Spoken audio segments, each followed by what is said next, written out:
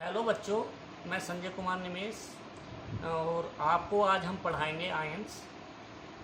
पिछले लेक्चर्स में आयंस की बात हुई थी, तो आज डिटेल में बताएंगे आयंस क्या होते हैं। नेक्स्ट चैप्टर में आयंस का बहुत महत्वपूर्ण योगदान रहेगा। तो आज हम बात करते हैं आयंस की।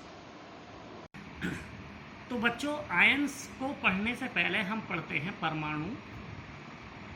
आयंस से पढ़ने से पहले हमें पता होना चाहिए कि परमाणु क्या है। परमाणु को हम अंग्रेजी में एटम्स बोलते हैं। तो परमाणु क्या होते हैं, हमने 9th में पढ़े थे आप लोगों ने। तो किसी परमाणु या एटम में 3 चीज़ होती हैं: electron, proton and neutron. Electron पर चार्ज या आवेश नेगेटिव होता है, प्रोटॉन पर चार्ज पॉजिटिव होता है और न्यूट्रॉन पर चार्ज शून्य अर्थात न्यूट्रल होता है। तो हमारे इन तीनों पर चार्ज एक बार फिर बता देता हूँ। इलेक्ट्रॉन पर चार्ज ऋणावेशित, प्रोटॉन पर धनावेशित और न्यूट्रॉन उदासीन होता है।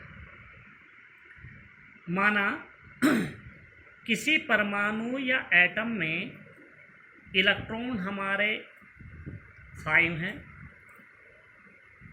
प्रोटॉन 5 हैं, न्यूट्रॉन कुछ होंगे, कुछ भी हो सकते हैं। तो हम न्यूट्रॉन को कंसीडर नहीं कर रहे हैं, न्यूट्रॉन पर ध्यान नहीं देंगे।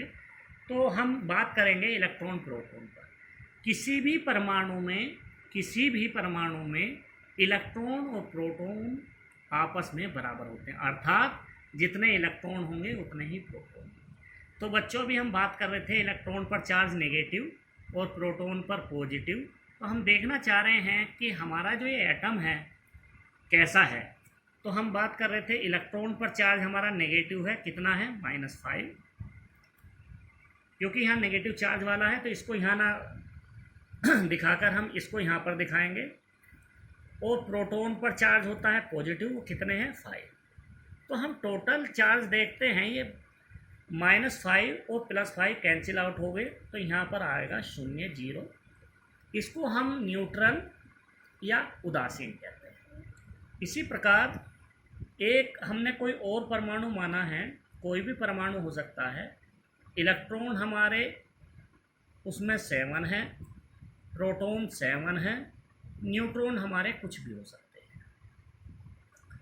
तो बच्चों, इलेक्ट्रॉन पर नेगेटिव चार्ज है, अर्थात इलेक्ट्रॉन पर नेगेटिव चार्ज होने के कारण इसमें इलेक्ट्रॉन -7 और प्रोटॉन +7, इलेक्ट्रॉन -7 और प्रोटॉन +7, अर्थात ऋणात्मक 7 इलेक्ट्रॉन्स हैं और धनात्मक हमारे 7 प्रोटॉन हैं। टोटल देखते हैं हम, तो पॉजिटिव और नेगेटिव होने के कारण, इक्वल नंबर होने के कारण ये हमारे 0 चार्ज आता है, जिसको हम हिंदी में बोलते हैं आवेश।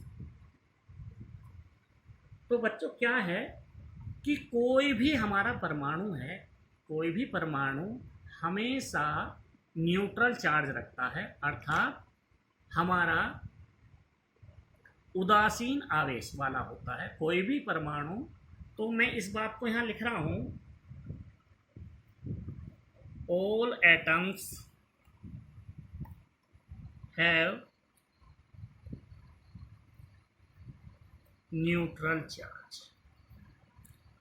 तो हम बात कर रहे हैं जितने भी एटम होंगे वो हमेशा न्यूट्रल चार्ज रखेंगे, अर्थात सभी परमाणु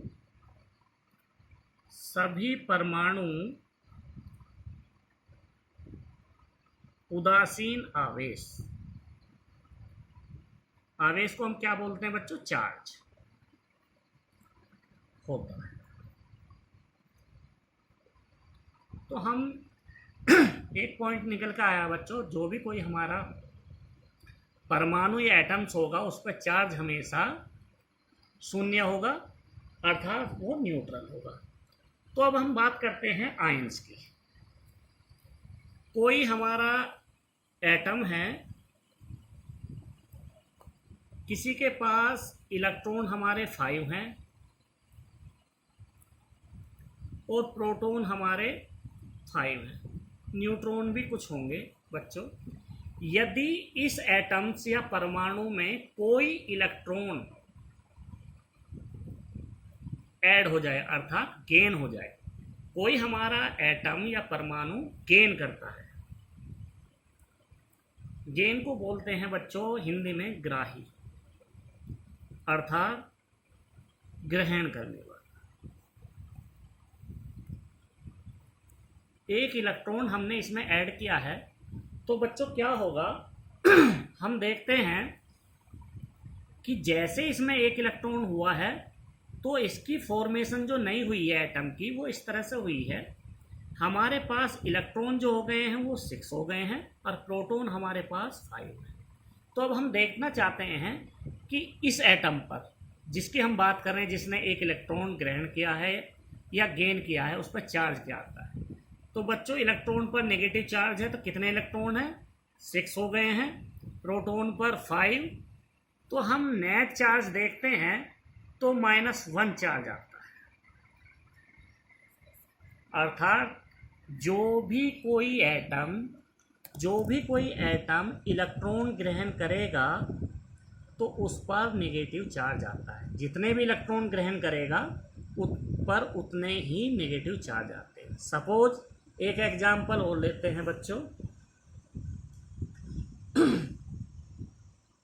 सपोज करो इलेक्ट्रॉन हमारे पास 7 है, प्रोटॉन हमारे पास 7 है और इसने बाहर से 2 इलेक्ट्रॉन ऐड हुए हैं, 2 इलेक्ट्रॉन ऐड हुए हैं। तो टोटल हम न्यू स्ट्रक्चर जो देखेंगे एटम की, अर्थात हमारा एटम नया जो है उस पर चार्ज कैसा है, तो इलेक्ट्रॉन हमारे हो गए हैं 9 और प्रोटॉन हमारे हैं 7। तो टोटल चार्ज देखेंगे अर्थात नेट चार्ज देखेंगे कितना है इस एटम पर, तो हम कहते हैं इलेक्ट्रॉन 9 इलेक्ट्रॉन है, जिसकी वजह से नेगेटिव चार्ज इसलिए आया क्योंकि इलेक्ट्रॉन पर चार्ज नेगेटिव है।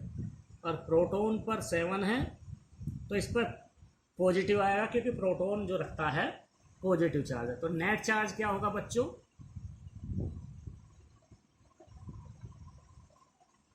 इस पर नेट चार्ज होगा -2।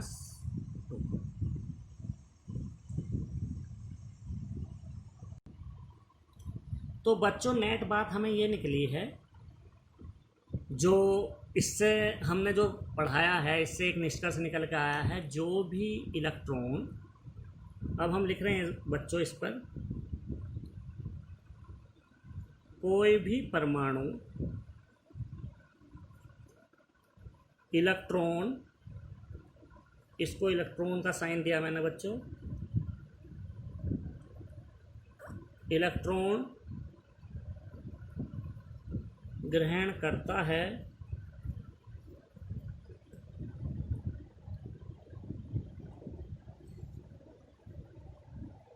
ऋणावेशित आयन,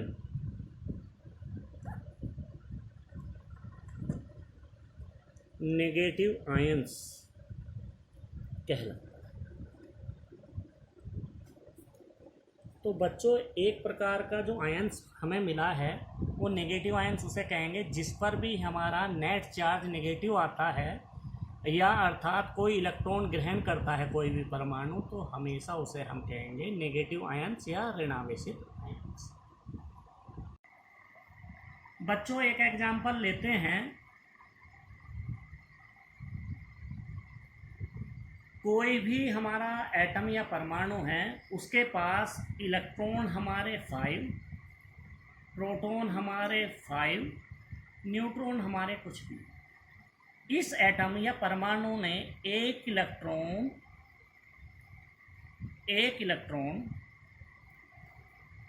किसी को बाहर दे दिया है या इस एटम से निकल गया है।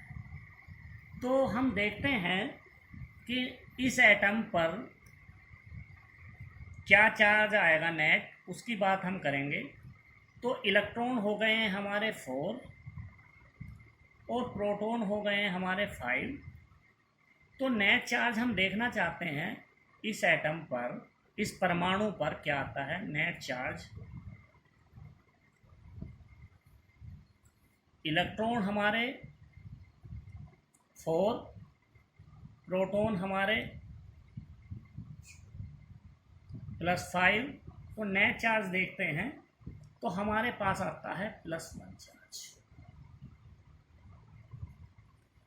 अर्थात कोई भी एटम कोई भी इलेक्ट्रॉन डोनेट करेगा या इलेक्ट्रॉन देता है किसी को, तो उस पर हमेशा धनात्मक चार्ज आता है।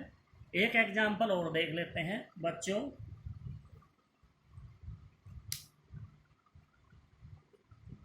कोई इलेक्ट्रॉन किसी एटम में 8 है, प्रोटॉन भी 8 है, न्यूट्रॉन बच्चों कुछ भी हो सकते हैं। तो हम देखना चाहते हैं इसमें से, इस एटम में से, इस परमाणु में से 2 इलेक्ट्रॉन इसने किसी को दिए हैं। जिसको देते हैं उसको हम बोलते हैं दाता हिंदी में, और इंग्लिश में बोलते हैं डोनर। दाता परमाणु, डोनर एटम। तो नेट चार्ज देखेंगे बच्चों, इस पर नेट चार्ज देखेंगे। इलेक्ट्रॉन इसमें से 2 आउट हुए हैं, अर्थात डोनेट करे हैं, तो इस पर इलेक्ट्रॉन रह गए हैं 6, जिस पर चार्ज होता है नेगेटिव। प्रोटॉन हमारे हैं पॉजिटिव 8, नेट चार्ज हो गया है प्लस के, जिसको हम हिंदी में बोलते हैं। तो हम देख रहे हैं बच्चों क्या पॉइंट निकल के आता है इसमें। कोई भी परमाणु इलेक्ट्रॉन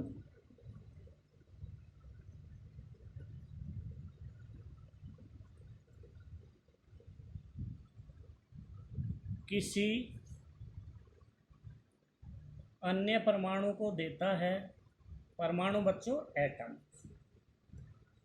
को देता है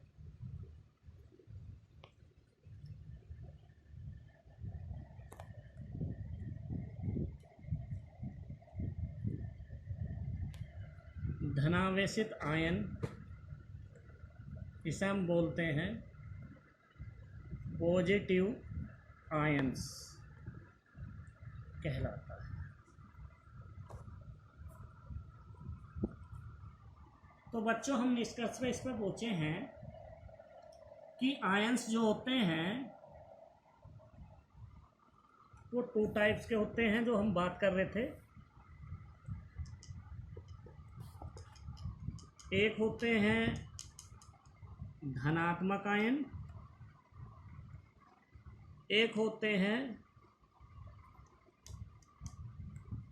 ऋणावेशित या ऋणात्मक आयन।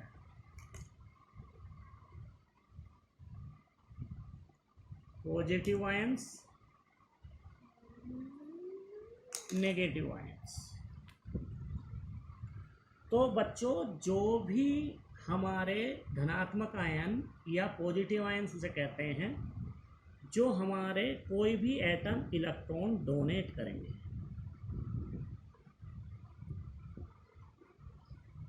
इलेक्ट्रॉन दाता जो होते हैं उनको हम धनात्मक आयन कहते हैं। और जो हमारे इलेक्ट्रॉन एक्सेप्टर होते हैं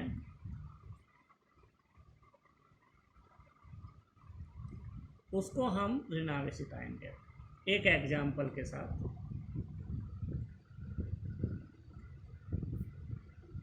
एक सोडियम है बच्चों एटम अर्थात परमाणु, दूसरा हमारा क्लोरीन है। इसका एटॉमिक नंबर अर्थात परमाणु क्रमांक 11 और उसका परमाणु क्रमांक 17। तो इसका जो हम इलेक्ट्रॉनिक विन्यास, इलेक्ट्रॉनिक कॉन्फ़िगरेशन लिखेंगे 281, इसका होगा 287। तो बच्चों कोई भी परमाणु इलेक्ट्रॉन डोनेट या एक्सेप्ट करता है तो हमेशा वो अपने बाह्यतम कक्षा अर्थात आउटमोस्ट सेल में इलेक्ट्रॉन का ऑक्टेट रूल फॉलो करता है, अर्थात उसकी बाह्यतम कक्षा में 8 इलेक्ट्रॉन होने चाहिए। तो बच्चों ये एक इलेक्ट्रॉन, सोडियम एक इलेक्ट्रॉन डोनेट करता है, सोडियम ने एक इलेक्ट्रॉन डोनेट करा, एक इलेक्ट्रॉन डोनेट, क्लोरीन ने एक इलेक्ट्रॉन एक्सेप्ट किया है। तो बच्चों इसी वजह से सोडियम पर एक पॉजिटिव चार्ज आता है जिसे हम कहते हैं धनायन। तो क्या बनता है 2-8, इसने एक इलेक्ट्रॉन डोनेट करने की वजह से 2-8 आउटमोस्ट सेल में 8 इलेक्ट्रॉन हो गए हैं, अर्थात ऑक्टेट कंप्लीट है, अर्थात जिसे हम कहते हैं अष्टक, जिसके बाह्यतम कक्षा में या आउटमोस्ट सेल में 8 इलेक्ट्रॉन हो। इसी तरह से क्लोरीन ने एक इलेक्ट्रॉन ग्रहण किया, एक्सेप्ट किया है, तो इस पर नेगेटिव चार्ज, जितने इलेक्ट्रॉन एक्सेप्ट करेगा या जितने इलेक्ट्रॉन देगा उस पर उतने ही चार्ज आते हैं, नेगेटिव या पॉजिटिव। तो इसका स्ट्रक्चर हो गया 2-8, इसने एक इलेक्ट्रॉन लिया है 8। तो बच्चों इस तरह से हम देखते हैं कि आयन्स हमें प्राप्त होते हैं। तो जो इलेक्ट्रॉन डोनेट करेगा वो हमेशा पॉजिटिव आयन्स होगा, धनात्मक आयन्स होगा, और जो इलेक्ट्रॉन एक्सेप्ट करेगा वो नेगेटिव आयन्स होगा। तो बच्चों इस तरह से ये टॉपिक समाप्त होता है आयन्स का। जो भी प्रॉब्लम हो आपको, कोई भी एग्जाम्पल है आपको समझ नहीं आ रहा है, आयन्स बच्चों तत्वों में नहीं समूहों में भी होते हैं, जैसे NH4+, इस तरह से बहुत सारे आते हैं। फॉस्फेट आयन है 3- चार्ज होता है, तो ये समूह में भी हो सकता है, ग्रुप में भी हो सकता है, और एटम्स में भी हो सकता है, अर्थात परमाणु में भी। तो इसमें कोई दिक्कत वाली बात नहीं है बच्चों। जो भी प्रॉब्लम हो कमेंट बॉक्स में लिखना बच्चों, ठीक है। फिर मिलते हैं नेक्स्ट वीडियो के साथ बच्चों। ओके बच्चों।